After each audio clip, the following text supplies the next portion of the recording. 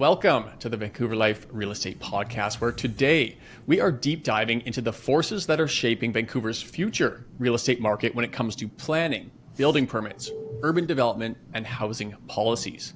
To guide us through these vital elements, we do have an incredible guest today, Mr. Josh White, the General Manager of Planning, Urban Design, and Sustainability for the City of Vancouver. Josh stepped into this critical role in May of 2024 and brings with him a wealth of experience from his time as Director of City and Regional Planning and Co-Chief Planner at the City of Calgary. Now, in Vancouver, Josh's role does face unprecedented housing challenges, from supply shortages to affordability concerns, signaling that planning for growth has never been more important. Today, we'll discuss Vancouver's long-term housing strategy, how planning plays a crucial role in shaping the future of our city, and what changes we can expect under Josh's leadership. Josh, we are really excited to have you here today. Thank you so much for joining us. I appreciate you having me on. Great. Let's dive in. And I think we should frame up this episode by having you share a brief history of the path that got you to your current role of GM of Planning at City of Vancouver and some of the fantastic work you did while at the City of Calgary. Yeah. So I guess even starting at the beginning, I described my path as a planner and into this role as being quite meandering. I tend to call myself a city builder rather than just a planner, because I believe any profession, whether you're private sector or public sector, whether you're a planner or architect or in real estate or in development, we all have a role to play to build our city. I happen to have a planning education by background. That's where I started in planning. I've done private sector consulting starting in Toronto when I was with Urban Strategies, and that gave me a good grounding of understanding working with all different types of clients, private and public.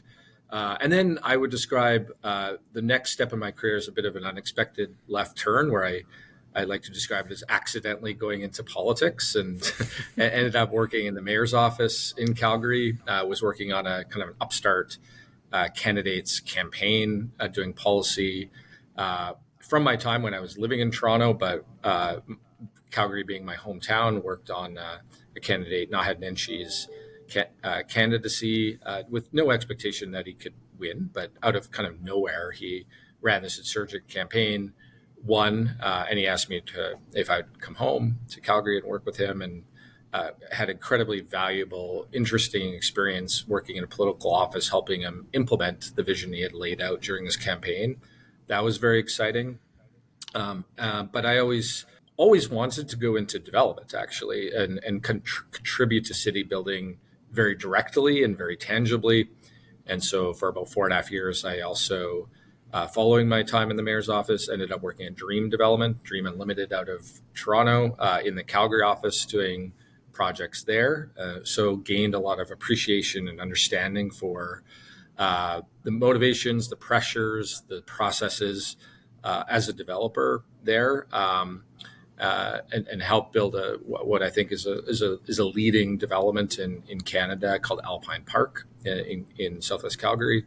And then in 2019, public service came calling again, this time in a different capacity, working in city administration in a director role related to approvals and a role that was heavily focused on reforming and improving process of approvals. And Calgary, through that, has become very well known as being a very good place to develop in, do business in. It's benchmarked very highly across the country as having sound process, smooth approvals, and that's helped help maintain housing affordability there. And then finally, from there, as you referenced, I ended up in my last role at the City of Calgary in more of the policy and growth side, and a chief planning role. As Director of City and Regional Planning, and that's where I leaned in and focused on cleaning up and streamlining processes and policy in particular, policy and regulation to make the process easier. And that led to this opportunity here in Vancouver. Vancouver certainly facing a number of different challenges, one of those being housing affordability, but also a strong desire and a mandate to improve process and improve policy so that we can achieve more jobs, more housing. And that's what really attracted me to this opportunity, is to to bring all the experience I've brought both private sector and more recently in the public sector to bear here in Vancouver to help it address the significant challenges it faces. Wow, Josh, that's quite a resume. And I gotta be honest. It sounds like you're the guy for the job to meet some of the problems that we're at least somewhat familiar with in Vancouver. I've also been, I spent 10 years in the construction industry myself, so I think I have a decent appreciation for the time it takes to get something done. And I know that if you're addressing affordability, addressing the timetable is one of the biggest factors to address when it comes to affordability. The longer developers need to hold property, the more those costs get passed on to the consumer at the end of the day. And so, as realtors who work closely with a number of developers, we hear some of the biggest frustrations that they go through. And some of that is echoed in the permitting times and how long and how complicated in many ways that it is. And arguably, we hear that it doesn't really need to be this complicated. And so this includes the fact that each time they visit City Hall, they're sort of met with a different permitting officer or planner that's not necessarily familiar with the file. And we hear that, changes are being asked to be made that weren't made the first time around. So there's this inconsistency going on with requests that creates confusion and then delays and then arguably redundancies. So I'm just wondering if you could maybe elaborate a little bit more on what is the fundamental issue at play here, and where do you think you can really drive clarity from your perspective? For sure. And I'll begin by acknowledging it has been a council priority for a couple of years, for sure, even extending beyond that.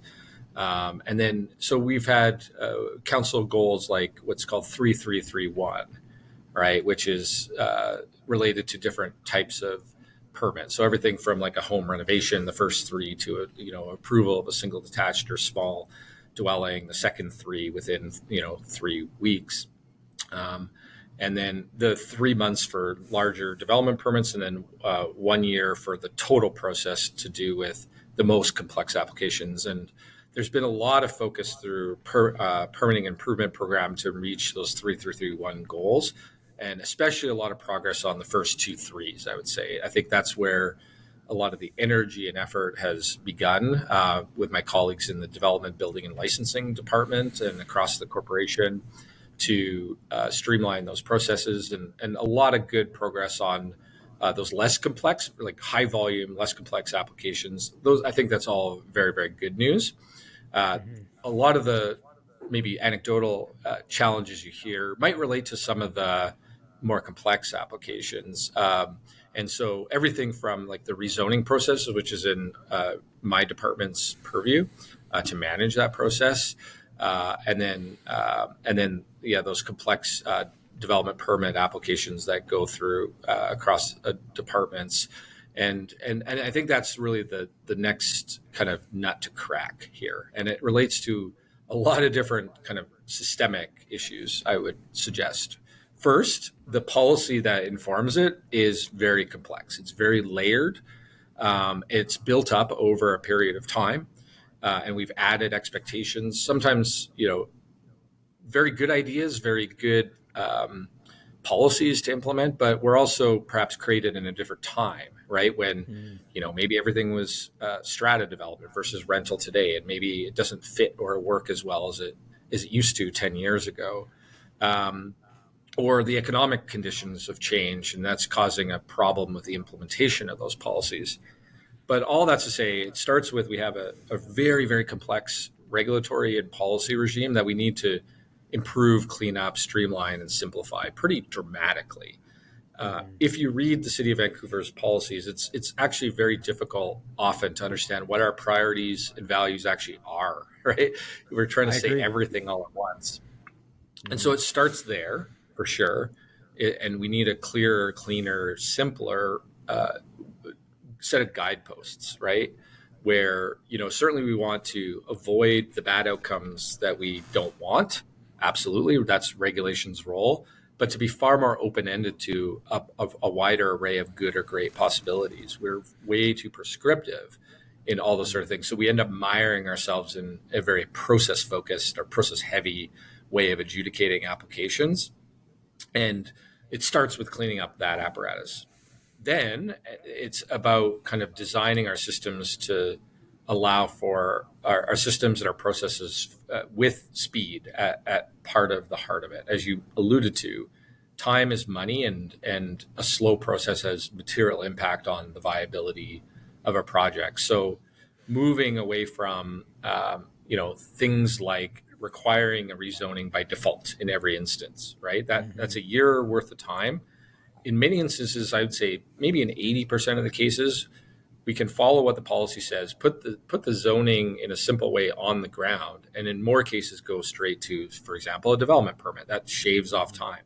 Or if you do require a rezoning, maybe you're going a little bit outside the box. It itself can be simpler, right? Not requiring to go down to the development permit level of detail, heavily negotiated outcomes, allowing a rezoning to be more simple, more about use, height, density, basic form of development, not negotiating a public benefit site by site by site, but having more predictable methods to make sure we get infrastructure and public benefit so that those processes go smoother. So we can compress those processes, and that will allow a lot more speed. All those things in terms of process and policy need to work together, need to be quite different to be able to deliver the outcomes given especially our current economic reality. So, I mean, we could spend the entire episode talking about that, but we need a bit of a sea change, a bit of a flip the way our system works to create more predictability, more speed, and more clarity in our system.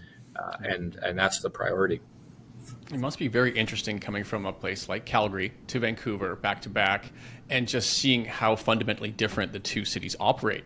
I mean, we look to Alberta a lot, and of course what happens in Calgary. Ryan and I both invest in Alberta, and it seems they have a much quicker ability to adapt to rapid change, meaning that, when there's demand, they can just get to supply quicker.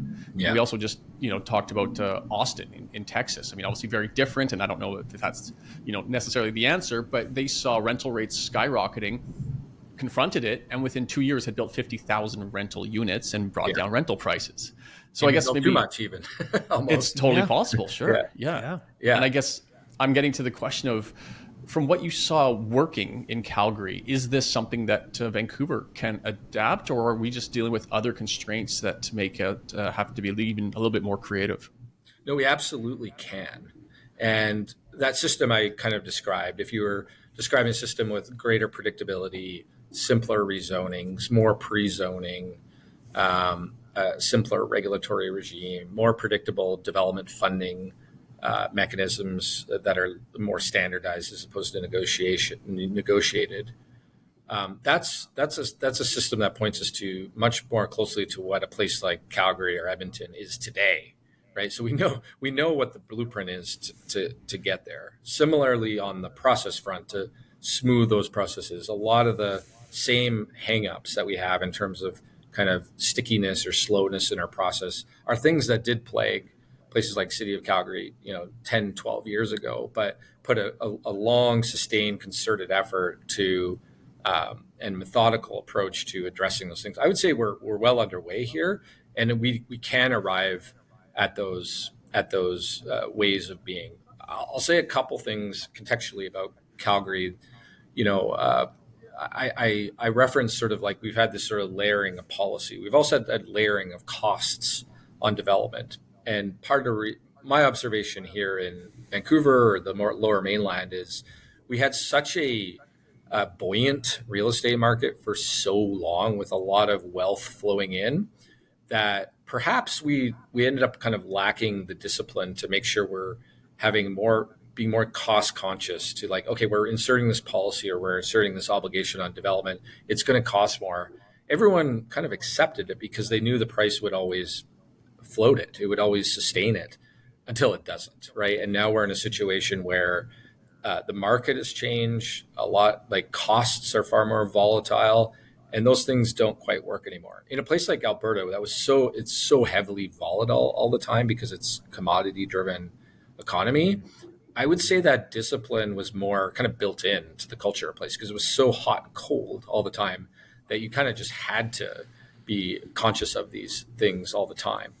And that now, today, we need to take action to kind of instill, alleviating some of those costs here in Vancouver, but also kind of instill that sense of discipline and understanding that our policies and our obligations have consequences to even the basic viability of development. And so those are certainly lessons we can learn from that. The other thing I think that was, kind of the subtext to your question is sort of cultural, right? Like that sort of attitude and approach to creating an environment where development and real estate can flourish, right? And a lot of people kind of point to places like Calgary and say, like, it has a culture that's sort of, they might describe it as business friendly or something like that. And I think there's some truth to that. There's sort of like very much a cliche of kind of can do or get it done attitude. And, certainly applying that kind of mentality and approach today here in Vancouver, where we're dealing with a very acute crisis of affordability. If there's lessons we can glean from that attitude of, just getting it done, being action oriented as opposed to being like very process focused. If we can draw from some of those lessons, that's certainly something I want to help bring to this department and this municipality to help address the problems that we confront. Josh, that's quite a refreshing response. And actually, as somebody who built subdivisions in Alberta. That's where I cut my teeth as a construction project manager. It was a very pro-business environment. It was a let's get this done. And not only that, I think it comes from a function of when the snow flies, things change. You can't continue to build in the same way. So, the respect for here you can build more or less all year. When you're in Alberta, it becomes far more difficult. Especially through the wintertime, and costs can soar through the wintertime. So, if you're not careful or you don't respect the process, then yeah. So culturally, I think that's a very interesting comment. So do you think then is this just a function of hiring more people to get this sort of idea streamlined, more people who are on board with this kind of vision, or is this, because at the municipal level, I mean, the elected leaders, they turn over, right? And then you have sort of frontline people who also seem to turn over. But I'm just trying to find out where this sort of solution is going to come from. I understand it's policy driven and culturally driven, but it sounds like, we've had these promises before from, elected politicians, and the costs continue to go up. And just as a reference, when we see it takes 4 to 7 years to put a tower into Vancouver, the people who end up buying those properties 4 years later don't have the same use case for them that they did when they actually purchased them. So they don't become relevant anymore. And we end up turning over and unnecessarily building property that it's not getting utilized in the way that it should be to begin with. And that, I think, is really a function of timing and the process as you speak to. I'd love to hear sort of your thoughts on that. Absolutely. And I would say the good news is there's a lot of the stars have aligned politically, I think, across orders of government, understanding the situation that confronts us. You've seen a lot of focus municipally, provincially, federally on housing. And so I think that's the first step, is getting that sort of multi organization or multi order of government alignment, because housing in particular is something that, to its benefit or detriment potentially has responsibility across 3 orders of government, right? And having that political alignment really matters. That's helpful. And then I would also say the need to have organizational alignment too. And, I described some of my experiences in Calgary. Certainly some of its success depended very heavily on having a lot of organizational buy-in at all levels, right? Especially at the senior level. to understand that this needs to be an imperative and a priority, and that the people and the leaders have the mandate to be able to act to make the changes necessary to address what I would say about Vancouver and the City of Vancouver is the great news is there's incredibly strong organizational alignment around these goals, right from the city manager to the general managers on down. I don't sense any kind of institutional resistance to the types of changes that are required. However, what I will say is that in an organization like as big and complex as the City of Vancouver, there's certainly what I would describe sometimes as organizational or institutional inertia, right? Whereby you're kind of used to doing things a certain way for a long period of time. Sometimes it's hard to even imagine trying to do it quite differently, right? And some different solutions are required. But when you have organizational alignment, you can put your heads together and figure out those solutions and overcome some of that sort of inertia within the department. And what I've seen through the kind of the permitting improvements to date and some of the initiatives we're undertaking to streamline policy and streamline process related, especially to complex applications, is there's a lot of will. Like there's a lot of will to get there. There's a lot of organizational support to get things done, a lot of commitment to get it done. It doesn't happen at a snap of a fingers. I would say I probably wouldn't have even taken the job had I observed that the organization was not ready to take on the kind of change and challenges it needs to take. And I think that exists. So once you have that, we can figure out the solutions. We can learn from the experiences of others. We already are applying some of those best practices from across the country to try and speed things up. We know time, as you alluded to, is one of those crucial imperatives. We have to get a lot right in terms of how we deliver service, but service has to be rooted in timeliness and more than almost anything. And we want to still continue to do that in Vancouver while being still very heavily focused on building a great city. No one, developers, the public, the city wants to lose what's made Vancouver great in terms of excellence in urbanism and design. But what we can understand is we can get to those great outcomes quicker if we have more a functional process. No great project has emerged from acrimony. No great project has emerged from churn.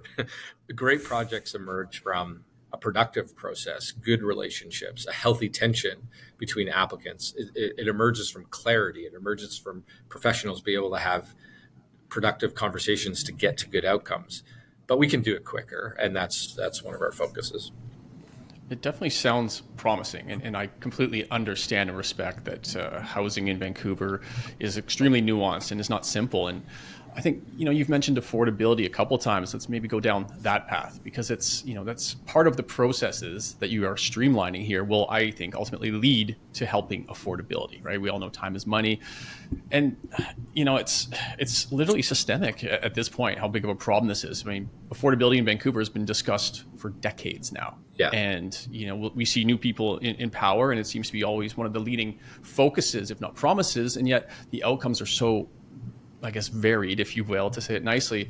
And again, it's not done by intent, but we're starting to understand how incredibly complex this is. And we just sort of love to hear more about your vision of how can affordability come back to places like Vancouver. Yeah, and there's a lengthy history and reasons why it got to where it got. Some of those are demand factors that were in our system, that were juicing demand in certain ways. And we also, on the supply side, are land constrained, right? And that's unlike a lot of parts of the country where you have the sort of relief valve of a lot more kind of outward growth. And you can debate the sustainability of that, but at minimum, it provided an outlet for supply. In a place that's land constrained, like Greater Vancouver, to be able to make sure that supply can keep up with whatever demand that we do have based on those external factors, we need to make sure we create the environment where the market can kind of keep up with it. And when you're land constrained, it means you have to work extra hard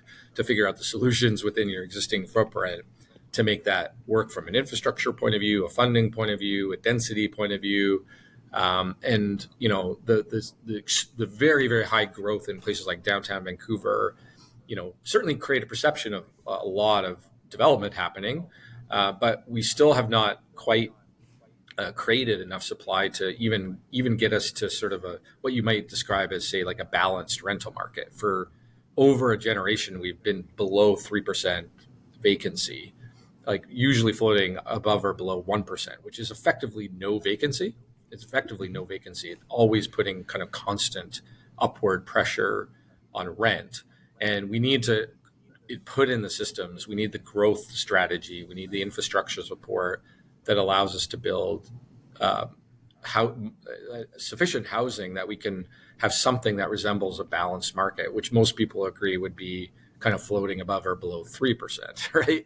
And so we need to design our systems to help us get to that outcome, for instance, and that will at least kind of stabilize our housing market such that it resembles something like balance, so that people's incomes can kind of start to catch up to the kind of extreme increases in rent that have occurred for a variety of reasons. But one of those reasons is insufficient supply to kind of keep up with that demand. Yeah, there's no doubt that asset growth over the last 30 years in Vancouver does not compare in any way to income growth.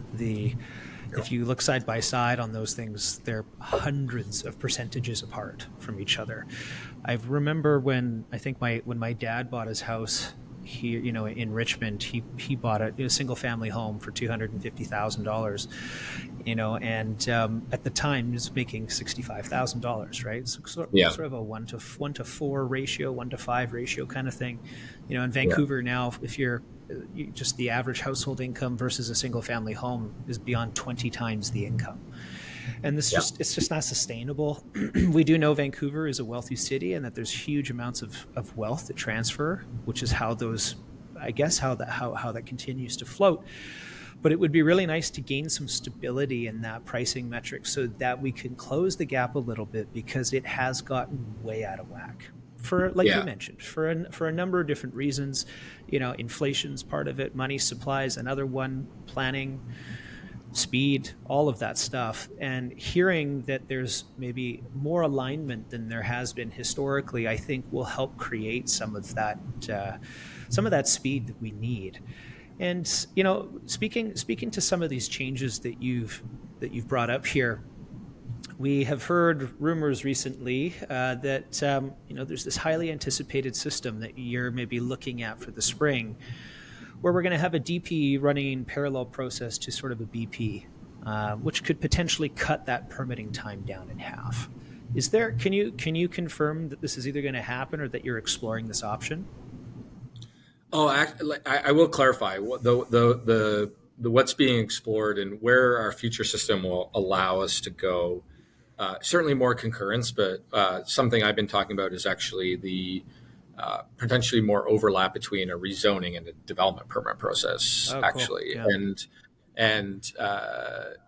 I think we want to find opportunities throughout the entire kind of planning continuum to kind of find those time efficiencies. And right now, we often get asked, like, why can't we do a rezoning concurrent with a development permit? And it's partly because of the degree of complexity those processes have and the degree of risk, right? You're like prior to getting your approval, we're just negotiating so many details, including kind of public benefit contributions through a rezoning, that it's very hard the system's not set up to run these processes with any kind of overlap.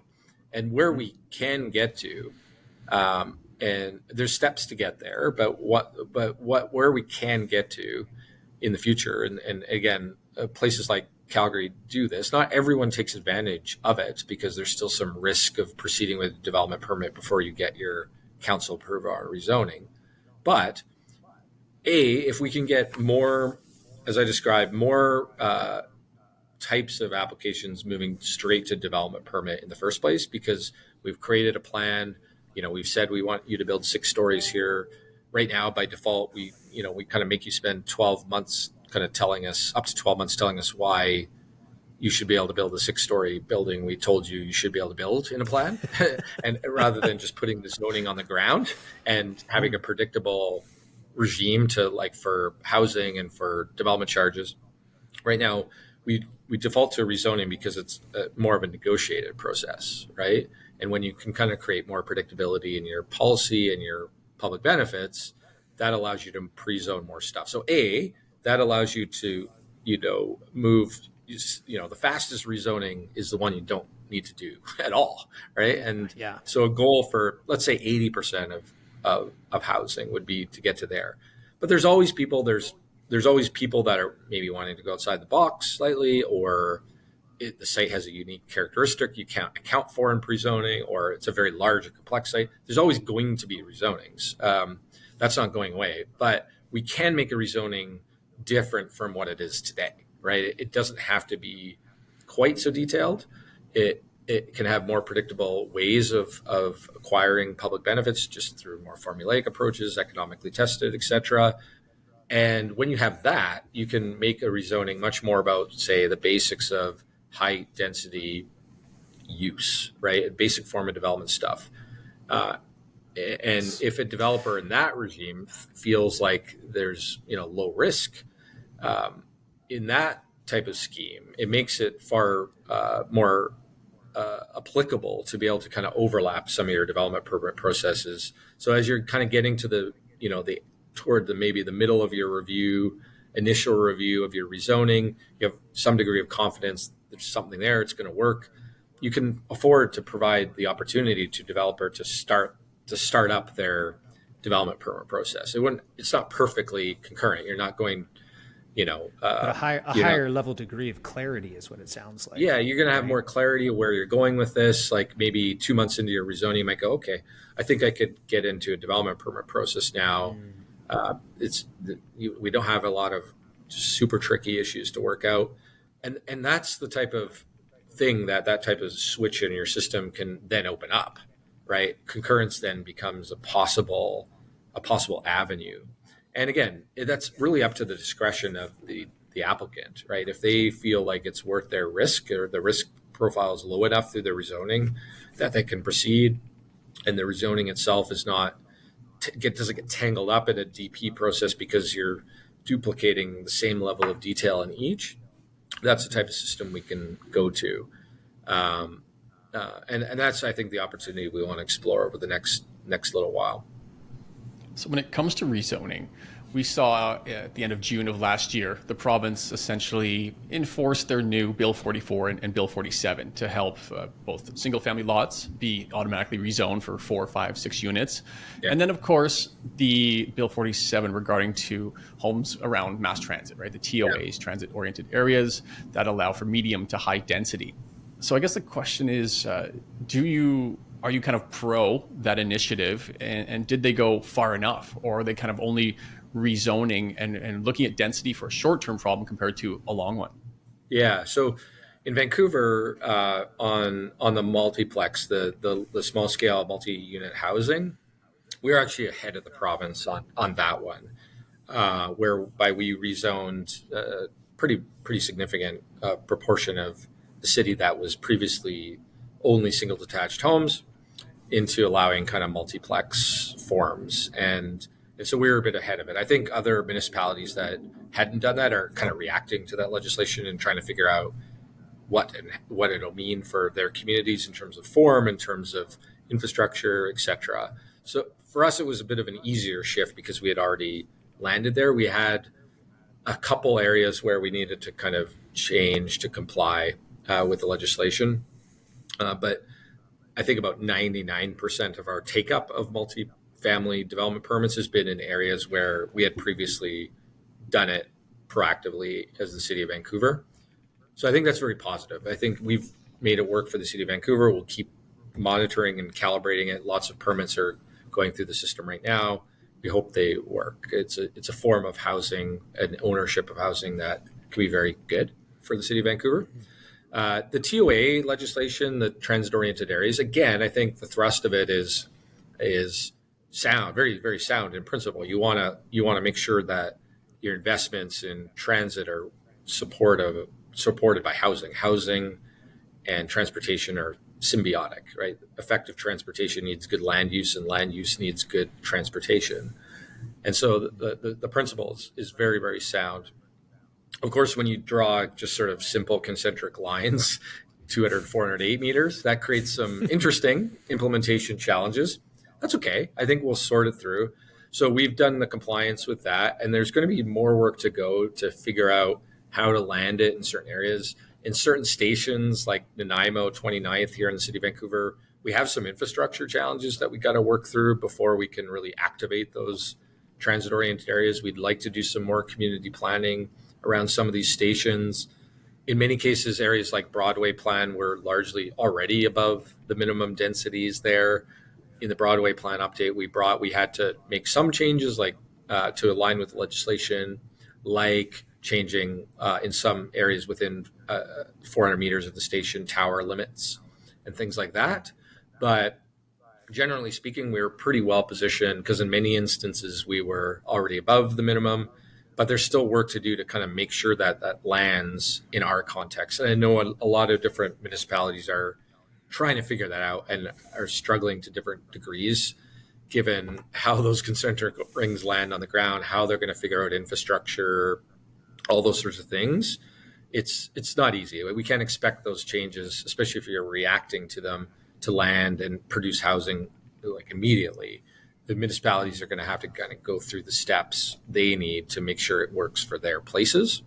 And we've been working with the province to try and understand how to implement those things. But all that's to say, they're directionally, getting more missing middle housing, getting more housing and density around stations are good concepts.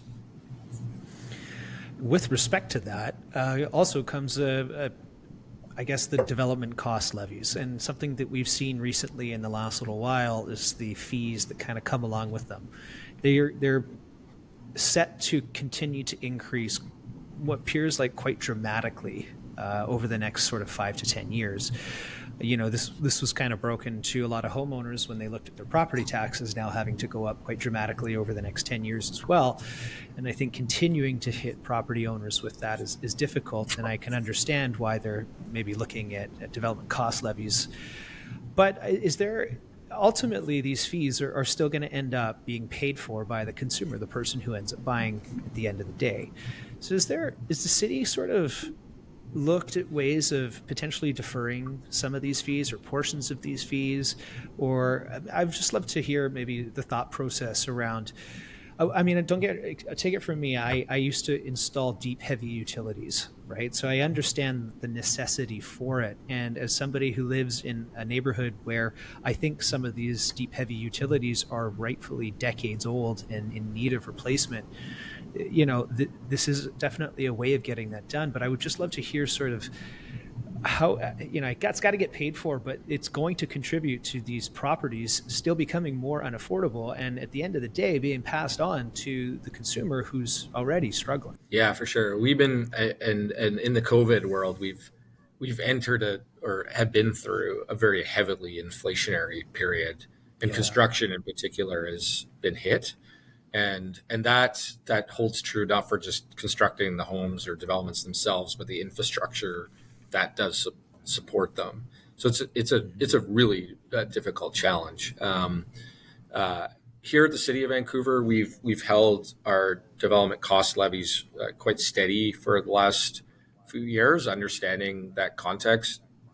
We've also offered development charge levy waivers for portions of the levy to, say, rental development that are challenged kind of with their viability to be able to deliver with those charges. So we have programs in place, to help with that. We also understand, like, especially from the development cost charge, or what's called the DCC from Metro Vancouver, of which we all participate in Metro Vancouver, that's trying to help pay for very, very large infrastructure whose costs have risen dramatically. Those are presenting challenges, right? Those increases are presenting challenges to development. And so we've been working with industry to figure out what to do about that. problem here in Vancouver. And one of the solutions and ideas brought up is the timing of payment has a material impact on kind of the cash flow of a project, right? So if we can move that payment later in the process, that can help. And so we've started that process of implementing a deferral program, examining its impacts for not only the DCL, but we're also the collection folks for the regional DCC. And so if we're right now working through that program to design a deferral program, council passed or had a discussion with a referral back to staff to keep investigating that deferral. And in May or June, we plan on bringing a report that will look at deferring that through one structure or another. I think we got to work out the details of like when first payment is and when last payment is and that kind of thing. Right. But that's to help soften the impact of those types of increases. Again, in addition to the waivers and those types of programs that we have. In the longer term, we need to think very, very carefully about how we pay for infrastructure, how we attribute that cost to development versus other tools, and be very, very careful to make sure that how we economically test these charges ensures that projects can continue to move forward, or else otherwise it's just merely an academic exercise, right? If those charges become self-limiting to being able to deliver projects, we're not going to get those charges anyway because the housing, And so these are really, really tricky issues to solve, but if we lend focus to them and understand those different trade-offs and those different problems, I think we'll be able to come up with solutions, including things like deferrals and waivers and kind of how to share risk and cost. Sometimes those infrastructure costs ends up getting placed on development as a matter of condition because it's a local offsite cost. What kind of tools can we explore to kind of help share or distribute that risk differently? Latecomer agreements, things like that. We all have to put our brains together to solve these problems because we need the infrastructure and we need the housing, and we need the tools that are going to help us get both. Yeah, in Canada now, especially in the major metros, Vancouver, Toronto, I mean, it's upwards of all taxes, levies, and fees. It comes out to almost a third of the total cost of housing now. And these are charges from the municipal level, from the provincial level, from the federal level. And is there a way, a lot of these new taxes too, spec tax, vacancy tax, et cetera, are initiated with a bit of a vision to help, again, with affordability, right? To put that money back into housing within that same area. So I'm wondering, on your typical $1.2 million average price home in Vancouver, you're looking at $400,000 of that is taxes and fees and whatnot. But again, being on all three levels of government, is it even possible to drive a majority of that money back into the region that it was originally pulled from, if you know what I mean, to help affordability or to put forth within improving housing and, the livability of it, parks and so forth? Yeah, I think lots of people have been speaking to that challenge. And I think the way I would describe it is we need to kind of sharpen our pencil and rationalize kind of how we're paying for growth, paying for development, levying charges, taxes. I think when you're in something you would describe as a housing crisis, I think all solutions and ideas need to be on the table, and we need to understand they need to be rooted in kind of the economic reality of a project. So, for instance, like the province in its legislation, other facets of its legislation spoke a lot to development charges, amenity cost charges, and the need to root those in really sound economic testing. And so that's, I think, part of the exercise is to really kind of reckon with the challenge that we have and rationalize the way in which we pay for certain things and its impact on development. And it's got to be a big focus to resolve and come up with creative ideas, solutions, ways to share risk differently potentially than we do today to get to those outcomes. Because failure to do that means we're just going to be kind of stuck in this, same kind of conundrums as it relates to getting housing built and supporting infrastructure. Yeah, I don't think a lot of people, especially homeowners, as an example, understand where these fees go to in the city. It just sort of feels like it's this burden that they're having to do and pay through unaffordable homes. So it's interesting to see how we're going to tackle, I think, that problem in the future. I think what's also interesting is on the flip side of that coin too. So, you have developers and builders.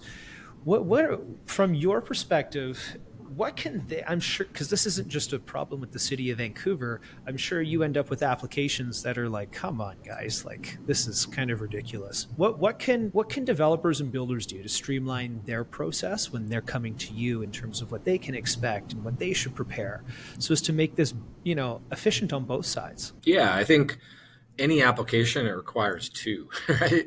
And so I'll give you an example of one kind of process shift we're making to make sure we're setting our projects for success early from the start. So, like our applications actually start pre-application, right? We have like an inquiry process. So it's really sort of like a stress testing, getting issues on the table, trying to figure out, what issues there might be through an application.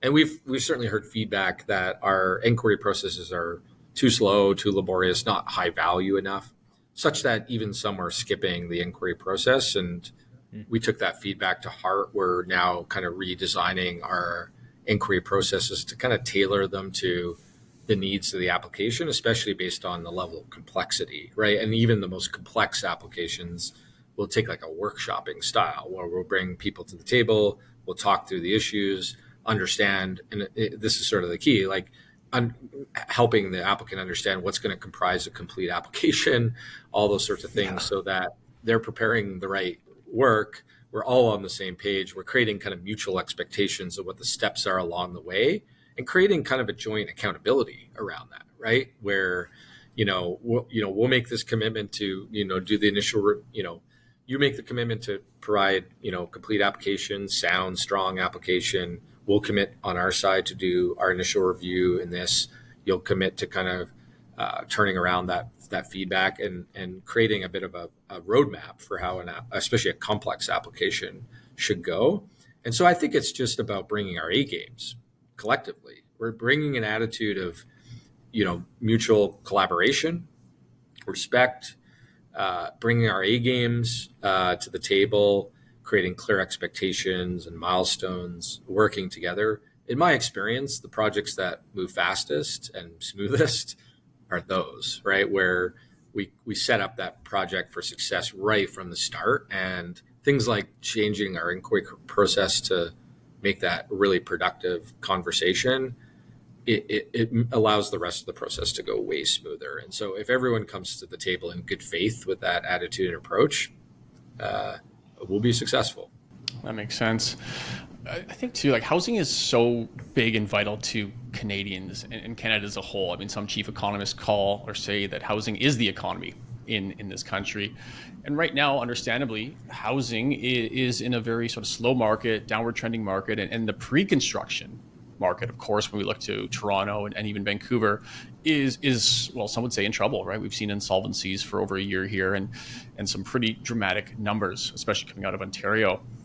And it's, there's a political side to it as well. I mean, we look at our new Prime Minister, Mark Carney. One of the first people he sat with after getting power was Bob Rennie to discuss almost how to help that part of our industry, right? Maybe open it up to foreign buyers, provide CMHC financing as long as there's a 25-year rental stipulation on it. And it just kind of goes to show that, those type of revenues that might be created from those sales, not only in jobs, but obviously in taxation, property transfer taxes and whatnot to help feed our government. And I guess just wanted to get your feedback on, how much are the levers being moved, and is it okay just to maybe step back sometime, or, is it an industry that is just too vital that it kind of needs help from the top?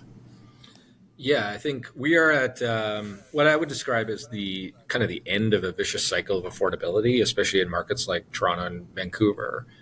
And so like when you think of like the strata or condo market in these places, and that sort of theme we talked about before, where the housing price has become quite detached from income, right? Like someone described to me Vancouver as like, it's like close to Winnipeg incomes with San Francisco housing prices.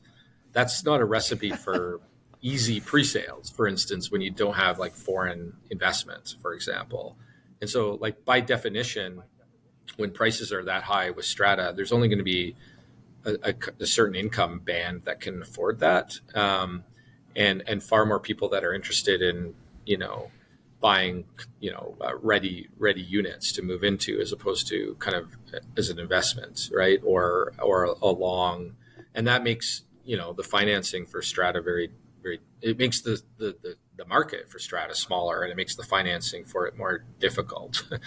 And that's part of the reason why you've seen kind of a big sea change towards rental in these markets, is because the for purchase is just kind of out of people's range, and the market's very, very challenged. I think we just have to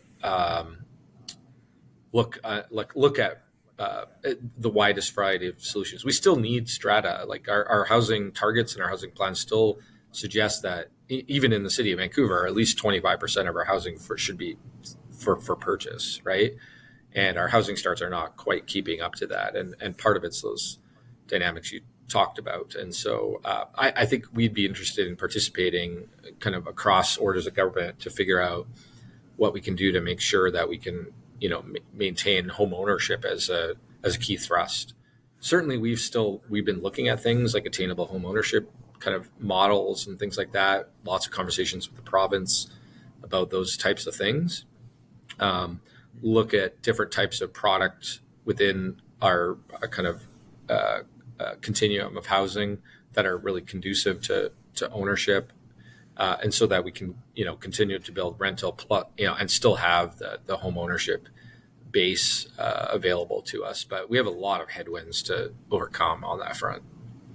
Yeah, I agree. And I've got maybe just one maybe less specific question, and maybe one a bit more philosophical. We've had a number of developers come on our show before, and some of the questions, or one of the sort of revolving questions that seems to come up is, how big is Vancouver truly building for? What are we trying to accomplish? What's the 30-year vision of Vancouver from where we are today? Like you said, is it going to be a city of renters? Is it going to be corporations that own blocks of rental buildings and people live inside of it? Is there going to be other mechanisms to build wealth? What are we building for? Because Vancouver, like you said, has a ton of constraints, a lot of them geographical.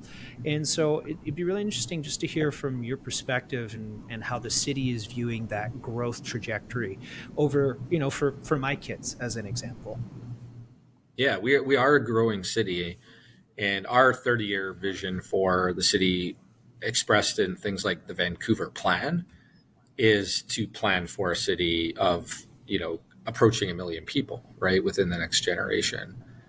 And that requires a little bit of a different lens to how we grow, right? It requires, as I described before, a lot of our growth was very, very focused on downtown for a long period of time, and, maybe certain SkyTrain hubs and things like that. But there's a large part of our city that experienced pretty nominal growth, or even negative growth, because they stayed relatively static. The Vancouver plan speaks to a vision that allows more of the geography of the city to, experience growth, but also, I think more importantly, avail themselves of the benefits of what is so often described as great about Vancouver, those sort of mixed, dense, walkable, amenity-laden communities, right? And allowing more of the city of Vancouver through like villages programs, neighborhood centers, those TOAs we described, to evolve. And that opens up kind of a wider berth of growth. And so I think we need to open up more, and we continue to open up more opportunity in more of Vancouver to grow. The second thing I'll say too is, like, who are we building for, right? And we have a lot of programs like below market rental, because we need to make sure that we can still facilitate people that make our economy and our society go, right? Like we need to be a city that someone like a nurse or a teacher can afford to live in, or else what kind of city are we, right? And so we have programs like below market rental that make sure that people of different income bands can exist. We have the Vancouver Housing Development Office, which is getting into the rental market in specific middle income bands to make sure that that part of the market is fulfilled, and we can use that revenue to help pay for infrastructure and services to support growth. And that also indirectly helps other private developers take some of the pressure off infrastructure because we have different revenue streams. But my answer is it's got to be a city and an economy for all, right? Like we need to have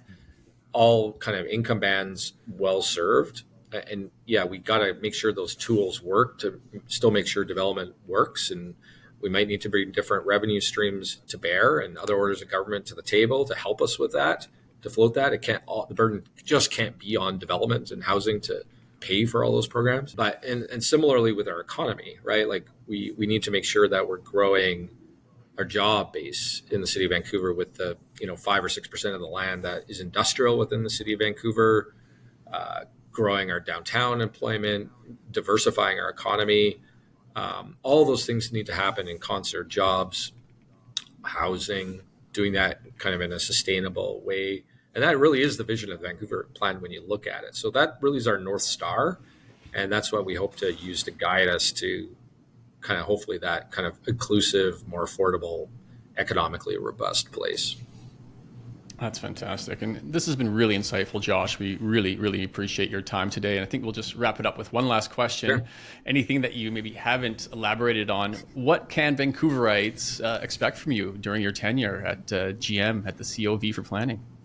Yeah, I think they can expect someone who's highly committed and hopefully action-oriented towards all these outcomes that we talked about today.